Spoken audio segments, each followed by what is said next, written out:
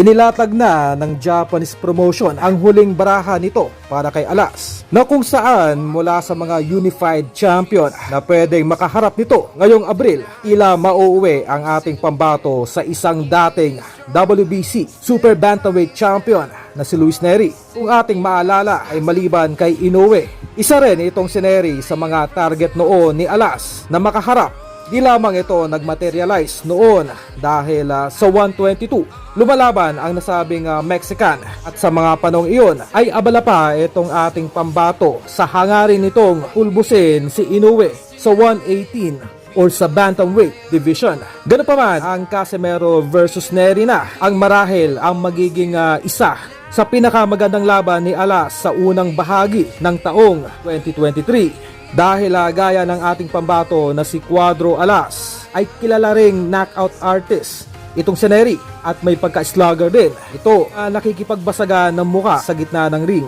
At marahil ang laban na ito na ang magsisilbing stepping stone ng Treasure Boxing at ng A-Sign Boxing Promotion upang gumawa ng pangalan sa bansang Amerika. Dahil ganapin man ang laban ni Casimero versus Nery sa bansang South Korea or Japan, ay paniguradong puputok po ang pangalan ng Treasure Boxing Promotion sa bansang Amerika sa oras na mapulbos ni Alas itong nasabing Mexican boxer at knockout artist na si Luis Nery.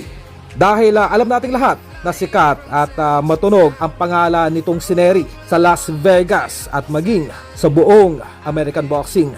At ito na nga po ang magiging hudyat o umpisa ng pagpasok ng Japanese promotion sa international boxing na halos sa tinagal-tagal ng panahon ay kinokontrol lamang ng mga iilang big-time American promoters.